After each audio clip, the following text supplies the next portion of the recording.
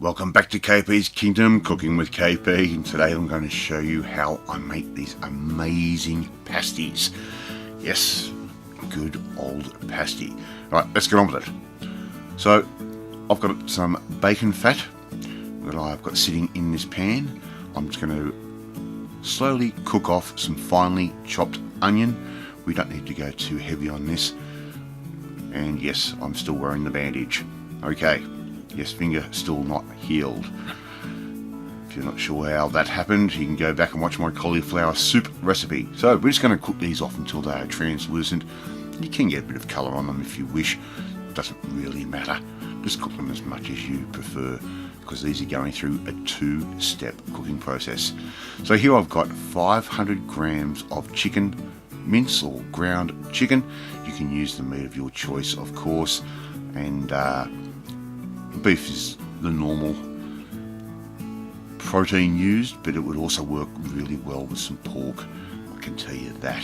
It'd give it a nice rich flavour. And all we're going to do is just brown all of that mince off, or ground meat off. I'm just going to break it up as we go along. We can have a bit of texture to it. We don't have to make it really fine. Season it, of course, a little bit of pepper, some freshly ground black pepper like that, maybe a little bit of salt. Just go easy with the salt to start with. Alright, here I've got about the clove of finely ground garlic or crushed garlic. I'm just using my garlic paste as I do. My regular subscribers will know that. I'm adding in about a cup of frozen green peas. They are absolutely perfect for this. Just keep stirring everything around. I'm adding in 2 tablespoons of tomato paste concentrate. Really gives it a nice boost to the flavour, and make sure you stir that all the way through. Alright, doesn't that look appetizing? No, it doesn't really, because it's only a filling. So I've got about a cup of some beef stock, gives it a real nice heavy flavour, and around about 2, maybe 3 teaspoons of Worcestershire sauce. I said it right again, look at that. I'm just going to keep mixing all of that through, just on a medium heat. I've got 2 carrots that I've finally cut up and blanched. So yes, we did pre-cook those a little bit. I'm just going to stir those through as well. Really nice and basic. And around about 1 large or 2 small potatoes that, yes, we have diced and also just cooked. We don't want to cook these into a mush. We just want to keep them nice and firm. Keep stirring those through like that. And the smell of this is amazing. So I'm just going to add a couple of teaspoons of cornstarch or corn flour. You could even use a rice flour if you really are desperate. And I'm just going to sprinkle that on, and it's going to thicken our liquid into a nice light gravy. So you stir that through, make sure there's no lumps in it, just like I'm doing there. And when the sauce thickens, we can turn that heat off and leave that for around about 30 minutes, maybe 40 minutes to cool down. Alright, we don't want that to be hot at all. We want it to be nice and cool. I'm going to clean our surface off. Look at that, I'm being fairly neat. So, we've got a sheet of frozen puff pastry.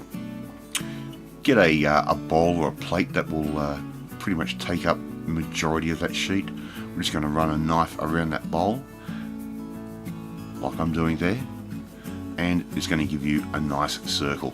The pastry had at this point defrosted a little bit further than I had wished, so it might just look a little wonky like mine does there. So what we want to do is get a nice couple of big spoonfuls of the filling. I'm going to put it towards the centre, not all the way in the centre, just to the one edge, just like I'm doing there. And all we're going to do is fold that other side over, squeeze out all the air, or as much air as possible. Nice and easy. Look at that. And now we're just going to make a nice little crimp on the edge. So all we do is take the piece after that first crimp and fold it across again. Sorry, I didn't get a close-up of this. It's just the camera angle that we have in our little mini studio isn't the best. Sorry about that once again. but you can get the gist of what I'm doing there. It's quite easy to do. Alright, so I'm just going to put those on a baking tray. The amount of meat I had will make 5 of these pasties. It would actually probably make 6 or 7, but we're just going to make 5. We're going to brush up with some beaten egg, and that is all. We've got our oven sitting at 180 degrees Celsius or centigrade. I'm just going to brush those on. Painting with KP. How does that look? Alright, I'm going to stick those into the oven until they go golden brown. If you like, as I just did, I'm just going to sprinkle a little bit of sea salt flake on top just to give it a little bit more zhuzh. Alright, into the oven it goes. When it goes nice and golden brown like that and the pastry is cooked, everything was already cooked previously, so we have no worries there. We can serve these up. And how good do they look? Yummy on a nice cold winter's day. The kids are going to love these. The whole family's going to love these. You're going to love these. I'm going to cut it in half and let you see what is on the inside. I'd like to see you try and make this at home. Just be careful, it'll be really hot in the centre. Alright, if you like that video, hit that like button. It makes me full of confidence, or some confidence. It should make you feel warm and fuzzy too. Share this video with all of your friends on all brands of social media. Hit that notification bell, you'll be notified every time a new video goes up, or so YouTube says. But more importantly, I want you to come and join the family, my family.